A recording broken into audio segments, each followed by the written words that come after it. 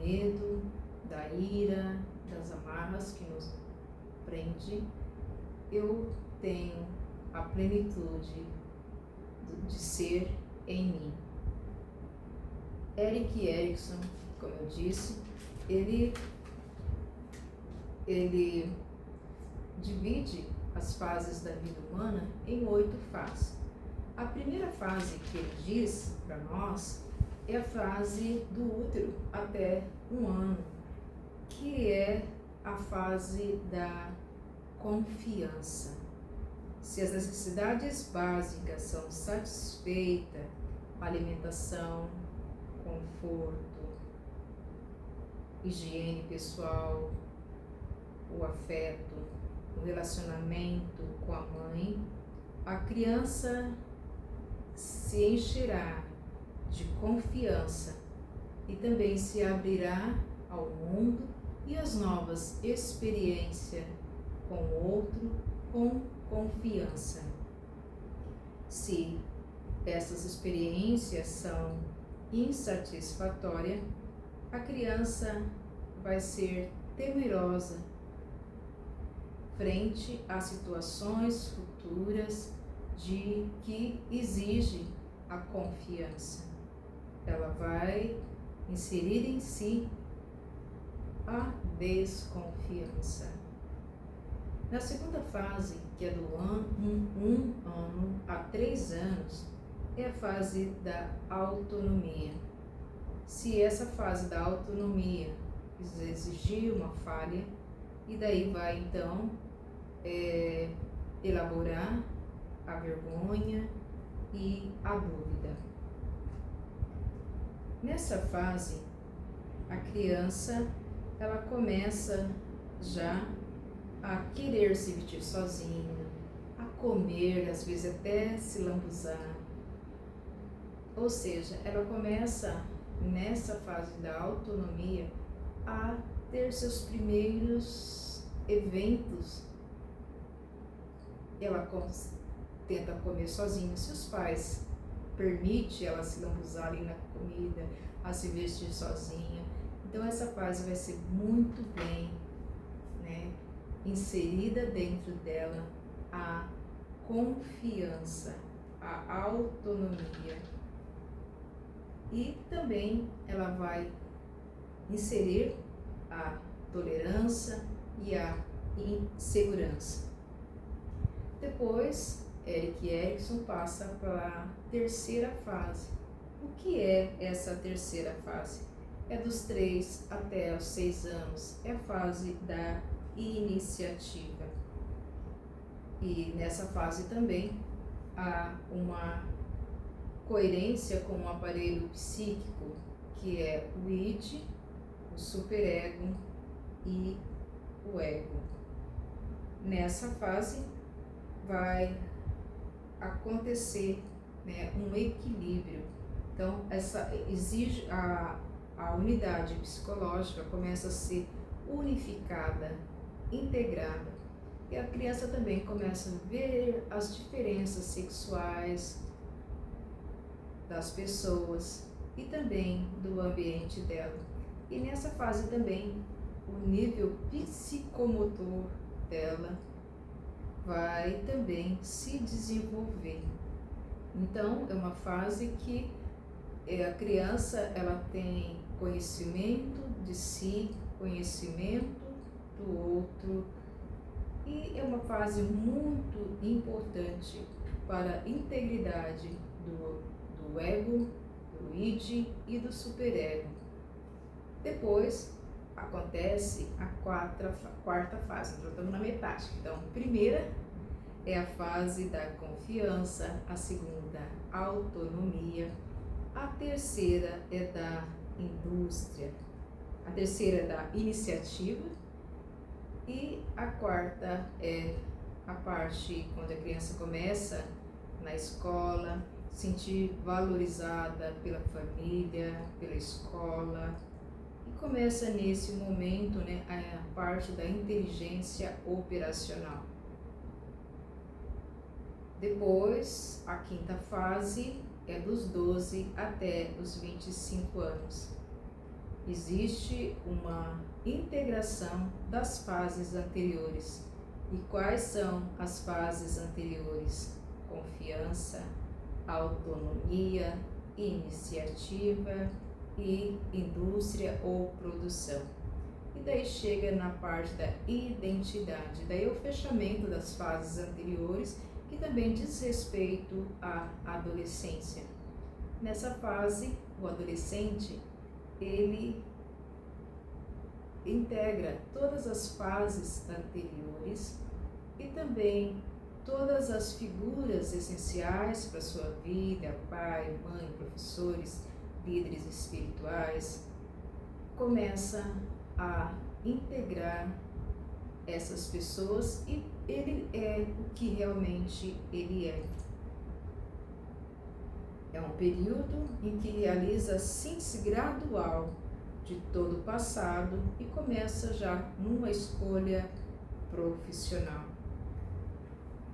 Depois que passou pela identidade, ele sabe quem é ele, quais são os modelos que fazem sentido para ele, e daí chegamos na fase entre 18 até os 35 anos.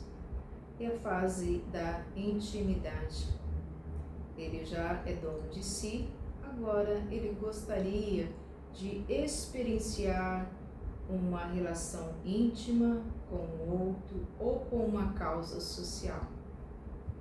Após a fase da intimidade, vem então a fase da generatividade, que é entre 30 a 64 anos, ou outros autores trazem de 40 aos 65 anos.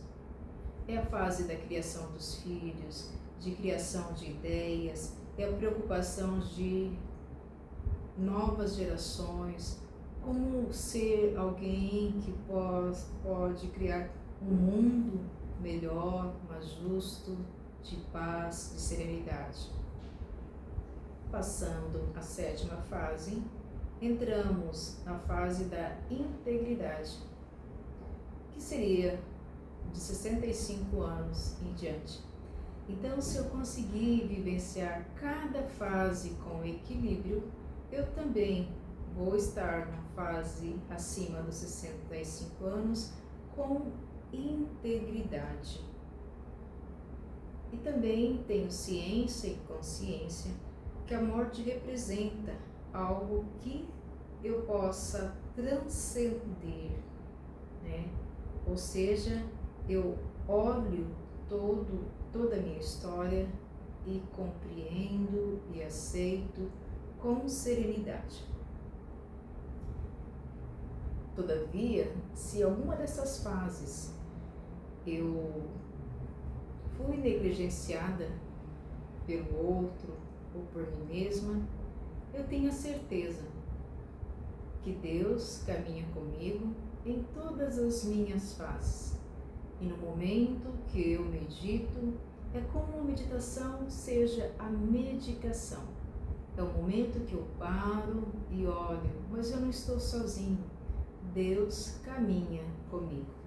Agora nós vamos entrar para pensar um pouquinho sobre Evagrio.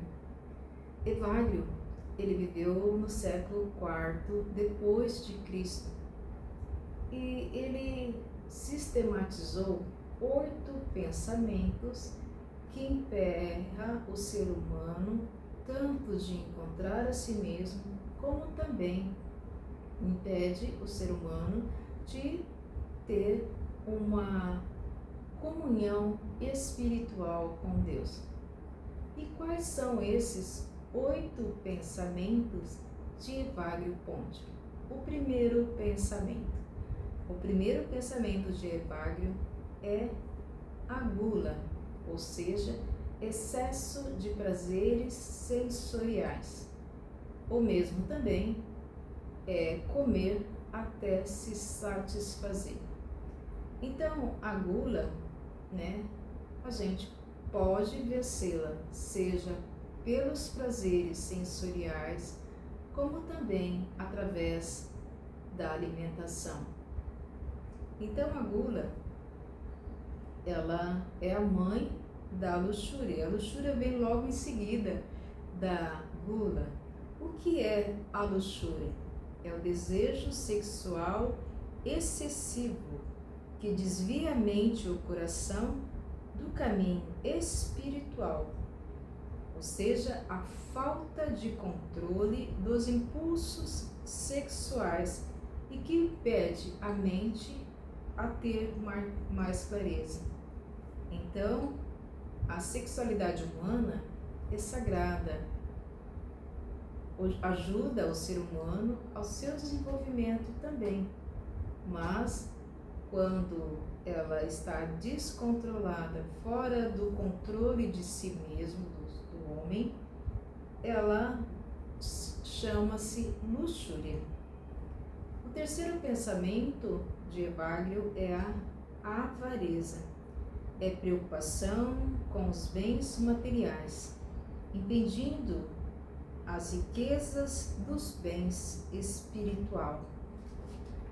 O quarto pensamento de Evagrio é a tristeza, mas não uma tristeza no sentido comum que todos nós humanos sentimos, mas a tristeza fruto da avareza, fruto da raiva, fruto da ira, que gera na pessoa humana um desânimo, enfraquece as determinações pela vida espiritual ou mesmo pela vida do desenvolvimento psicossocial humano. O quinto pensamento de Evagrio é a ira, é o desejo da vingança, é uma raiva descontrolada, é um sentimento e prejudica os relacionamentos com os outros e afasta de Deus. O sexto pensamento de Evagrio é assídia, é uma espécie de preguiça espiritual, é uma apatia, um desinteresse por buscar coisas novas ou mesmo buscar uma vida espiritual. O sétimo pensamento de Evagrio é o orgulho, a vaidade espiritual. Era vista bem sutilmente dos pensamentos malignos. Evagrio, ele alertava que o orgulho poderia levar à autossuficiência e nós, seres humanos, somos seres sociais, precisamos um dos outros. O oitavo pensamento de Evagrio é a vanglória, o desejo do reconhecimento, o elogio pelos atos das virtudes, levando a busca e aplausos e recompensas terrenas.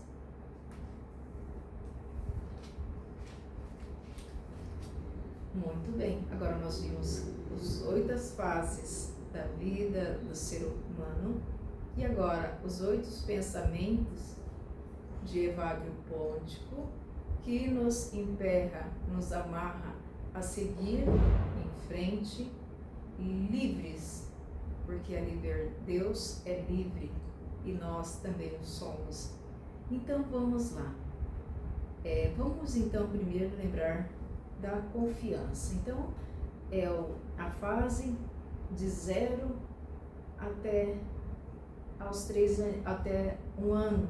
Então nessa fase a criança precisa do cuidado, de frio, de calor, da atenção, do abraço, do afago, do grande outro, dos seus cuidadores. E aqui Evagrio fala, a primeira fase é a gula. Se a gente olhar em Gênesis também, o que a serpente fez? Ela ofereceu a maçã.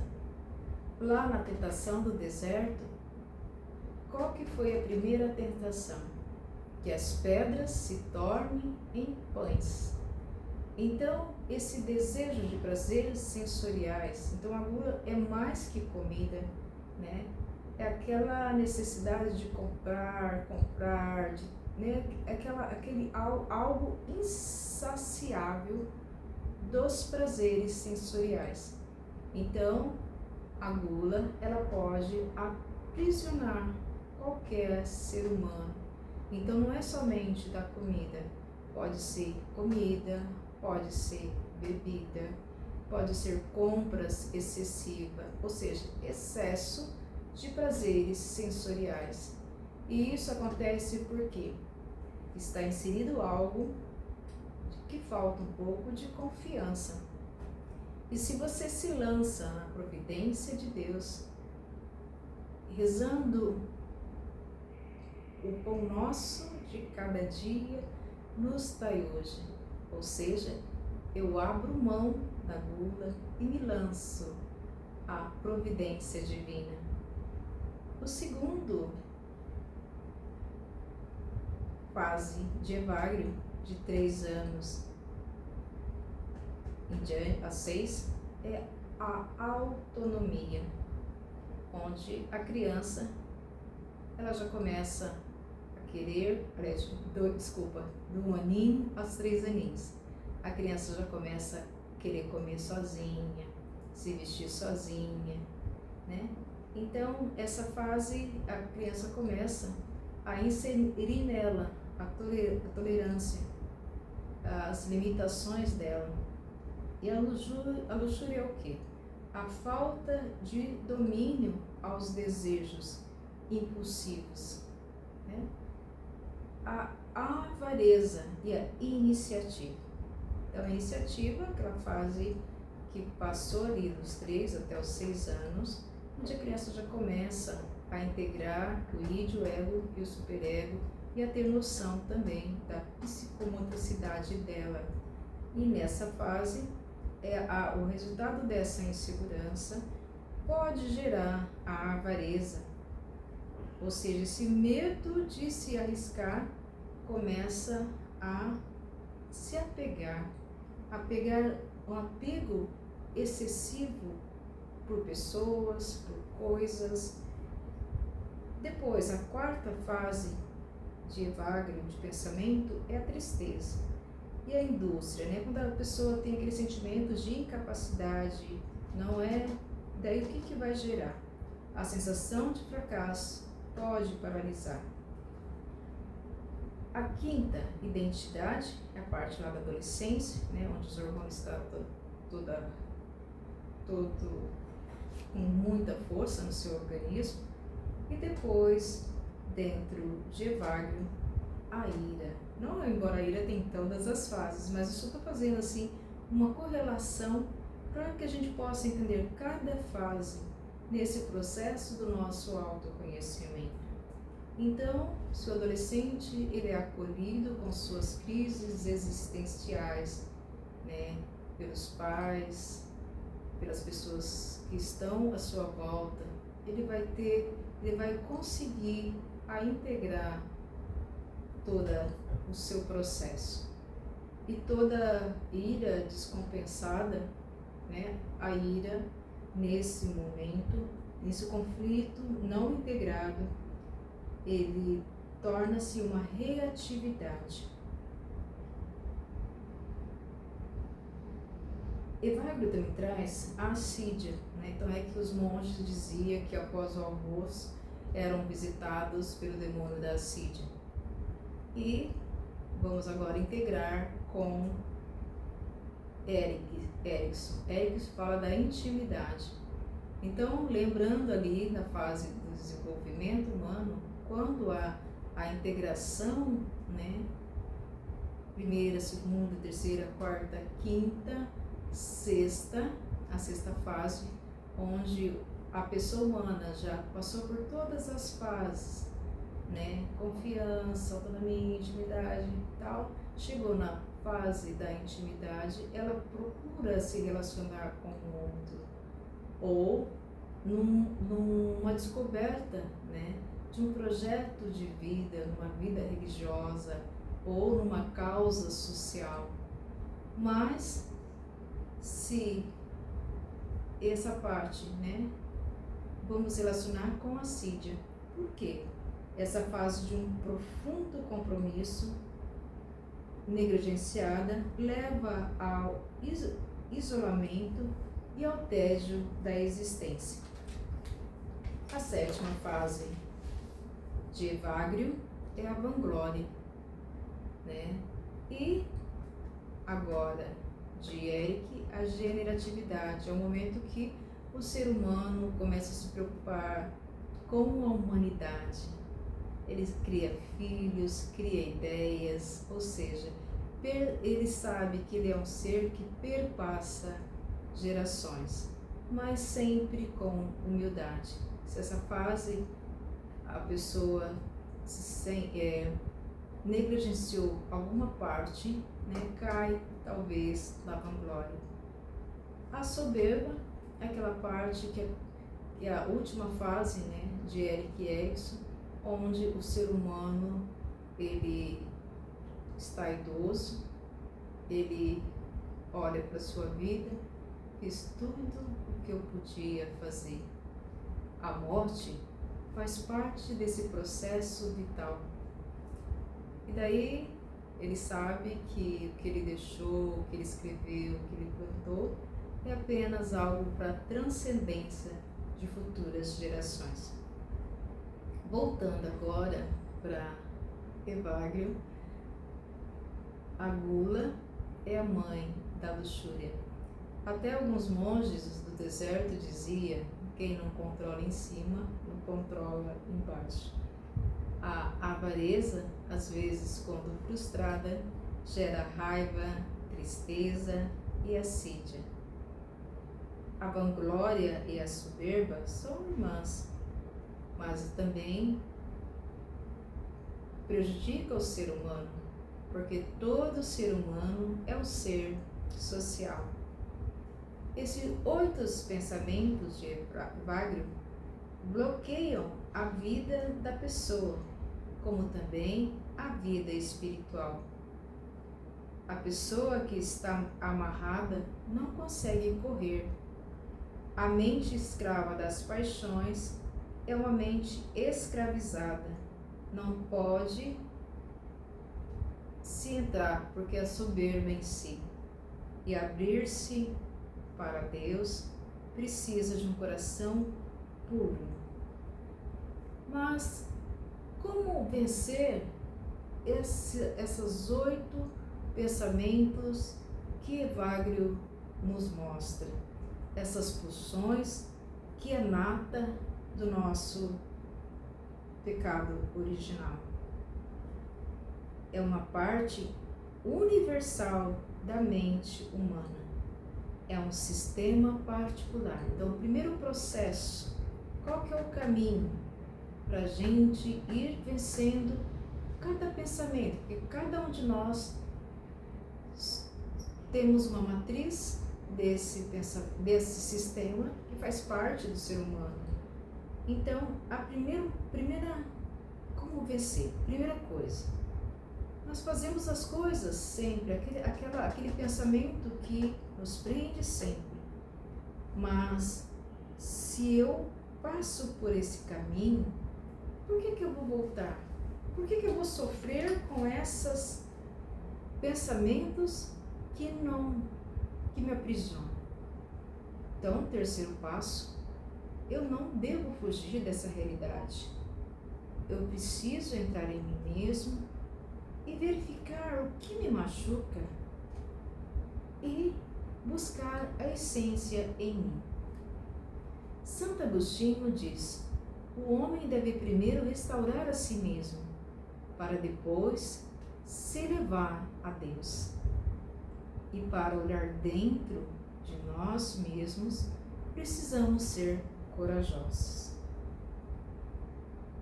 E para entender alguns desses pensamentos, eu vou trazer duas histórias interessantes. Quer dizer, eu achei interessante. A primeira história é: um jovem procurou um mestre, pois carregava sofrimento por anos em sua vida. O mestre perguntou: o que você está carregando? O jovem respondeu: aqui, tudo o que fizeram comigo em toda a minha vida. O mestre observou que existia uma mochila enorme e pesada que o jovem carregava em suas costas. E daí o mestre pediu para que o discípulo colocasse no chão. E ao colocar, o mestre começou a perguntar: e essa pedra enorme, o que significa isso? E o jovem respondeu: é a humilhação que sofri dos meus pais. E essa pedra menorzinha aqui? É o dia que o meu irmão me humilhou. E essa outra pedra um pouquinho maiorzinha? É a mulher que eu mais amava me traiu. E essa pedra brilhante, o que significa? É quando eu decepcionei comigo mesmo. E o mestre disse: e você está carregando isso? Por quanto tempo? E o jovem respondeu: eu não sei. Se eu soltar, parece que nada disso importa. E o mestre silenciou, sentou ao lado do jovem por um tempo, e daí disse o jovem: perdoar não é dizer que não importou, é dizer que você importa mais do que isso. A mágoa que você segura não é o que fizeram com você, mas o que você decidiu segurar, o que fizeram com você. O jovem disse ao mestre: se eu soltar, significa que as pessoas sairão na boa. O mestre disse: a pessoa já saiu na boa no mesmo momento que te magoaram. Quem está preso é você. Soltar não é absorver o outro, é soltar a si mesmo. E o jovem desabou em choro. Agora eu vou contar uma outra história contada por Laurence Freeman, quando ele esteve no retiro em Taisi, quando falou também dos 8 pensamentos, que é a matriz do ser humano. A historinha é o seguinte: havia um monge que vivia brigando com os outros monges e a sua comunidade, sempre brigando com os outros monges, sempre irritado, e comunicou à comunidade que iria viver como eremita, viver sozinho. Mudou para uma casa bem distante do mosteiro. E o rio estava a cerca de 3 quilômetros. E, caminhando, demorava 30 minutos para ir, 30 minutos para voltar. Ele percebeu, ao chegar na casa, que não tinha água. Tinha todos os móveis, mas faltava água. E daí ele foi buscar água no rio. Pegou uma jarra e foi buscar água. E pensou: tudo bem, eu não tenho o que fazer, vou buscar. Voltou, colocou na mesa e a água entornou. Aí disse: eu não tenho o que fazer, vou buscar novamente a água. Não tem problema, eu estou livre daqueles monstros. Foi buscar a água, voltou e a água entornou. E daí ele foi para a terceira vez: mas eu estou livre daqueles monges chatos que o tempo todo briga comigo. Vou ouvindo os pássaros, contemplando a natureza e busco novamente a água. E foi pela terceira vez buscar a água. E novamente a água entornou. E ele ficou irritado, quebrou o jarro, pisou com força no chão e olhou do lado. Não tinha ninguém para ele culpar seu excesso de raiva.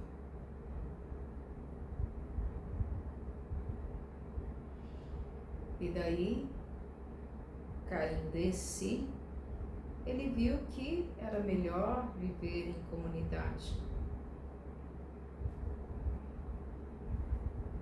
Agora vamos pensar um pouco. Quando o sangue ferve, existe um caminho simples para que possamos novamente acolher a raiva dentro de nós. É inspirar e perguntar a si mesmo: por que você está com raiva? Por que você está triste com raiva? Qual que é o caminho? Primeiro, perceber a raiva e a mágoa e respirar dentro da sua dor, da sua raiva e soltá-la. O segundo passo é deixar a vida reorganizar-se por si mesmo. O terceiro passo: silencie, descanse a raiva, descanse a mágoa. Acolha, sinta essa dor, sinta essa rejeição no aqui e agora. Lembre-se quando Jó, no livro do Jó, Jó perdeu tudo, estava doente com lepra. Seus amigos, antes de começar a conversar com Jó, os três sentaram ao lado de Jó 7 dias e 7 noites em silêncio. Para quem quiser, Jó 2, capítulo 2, versículo 13.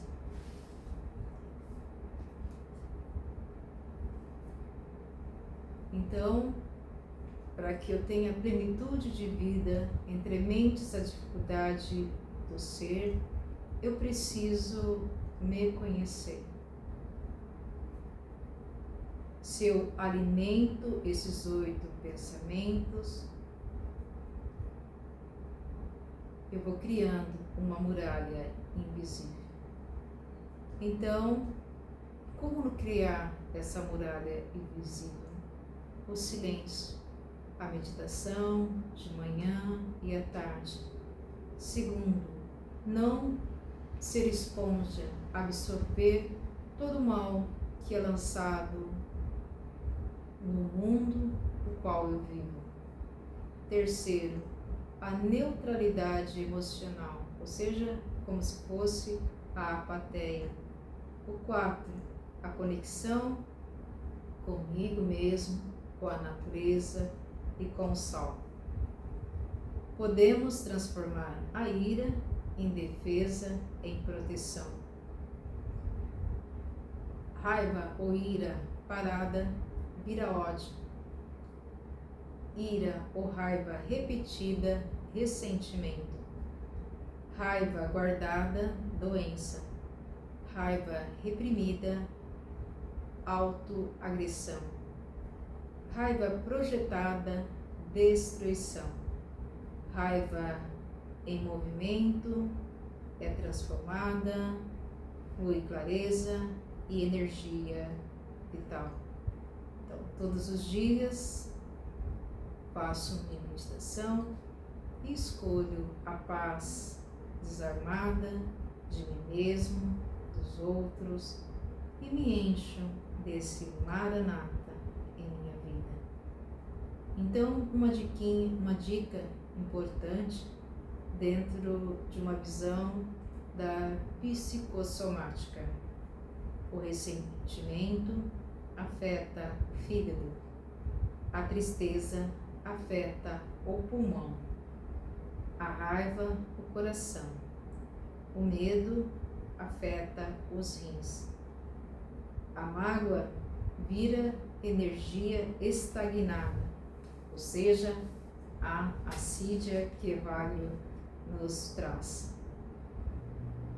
Vencer os 8 sistemas intrínsecos à nossa natureza é permitir que existe uma luz dentro de nós. Deus habita em nosso coração. Em Efésios 1:7, Efésios 4:32, resume em: Deus nos abençoou em Cristo. Somos agraciados. Quando eu silencio, deixo todas as máscaras cair. Para conhecer a Deus, preciso conhecer a mim mesmo na presença sempre de Jesus. O amor de Deus é derramado em nossos corações. A fé é um dom de Deus. Então agora eu vou colocar 8 escalas para chegarmos através da ascese e vencendo. Cada um de nós tem um desses 8 pensamentos, dificuldades, tribulações que precisa vencer, que faz inerente ao desenvolvimento humano. Então, a fé em si mesmo e a fé em Deus. Segundo, o temor a Deus. São Bento diz que o primeiro grau da humildade é o temor a Deus. É abrir mão. Segundo degrau é você abrir mão da sua vontade para que se faça a vontade de Deus.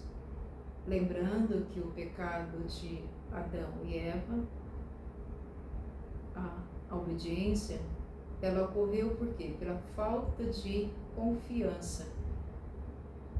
A serpente, ela seduziu a Eva. Mas por que ela seduziu a Eva? Porque a Eva acreditou nela e deixou de lado a confiança em Deus. Então, a continência, o respeito a Deus em todos os momentos. O 4, a perseverança. O 5, a esperança. Ao seguir passo a passo, fé, temor de Deus, continência, perseverança, esperança, nos propicia ao estado de impassividade entre todas as situações em nossa vida, que é a apatia. Observar os mandamentos, as práticas da ascese, nos propicia o controle de todos os vícios e paixões. Em Hebreus, o lema do nosso encontro diz que diante de todas as situações, existe uma frase que permeia a nossa história, a nossa vida. Nunca te deixarei, jamais abandonei. Então, o que é meditação? D. Laurence diz que a meditação é a medicação, é o cuidado e a atenção. Se trata com cuidado através da oração do coração. O objetivo da nossa meditação é a comunhão conosco e a comunhão com Deus. O caminho para esse silêncio é a disciplina. Todos os dias, na parte da manhã, na parte da tarde, eu fazer um compromisso, deixar tudo que eu tenho para estar ali, sentado, com a nossa palavra sagrada, do início ao fim, Maranatha, o tempo todo dizendo com simplicidade, Maranatha. Inspira, Mara, solta, Nata. Henri Nouwen diz a seguinte: orar é descer da mente ao coração e ali se colocar diante da face onipresente, onisciente do Senhor dentro de si. A oração pura, no qual o intelecto, numa contemplação, é desprovida de representações de palavras. Evagrio também diz no seu livro Oração do Pura. Tomamos consciência e ciência da presença de Deus Trinitário no espelho de nós mesmos. Agora vou lembrar de duas pessoas, a Et Rilísio, que diz: a doçura é uma coragem sem violência, uma força sem dureza, um amor sem cólera. Simone diz: creio em Deus por amor, e cada vez que eu sento e medito com meu coração sincero, deixo-se moldar por Deus. Então, uma dica: se você luta contra a gula, contra os prazeres sensoriais, como você chama nesse momento a continência, o respeito pelo amor de Deus, respeito pelo seu corpo, que é o templo do Espírito Santo. A luxúria você vence com a temperança, a avareza com a pobreza. As bem-aventuranças diz: bem-aventurado os pobres de espírito. A tristeza com contentamento. Contentamento nessa certeza, nessa confiança que Deus caminha conosco em todos os momentos. A ira com paciência.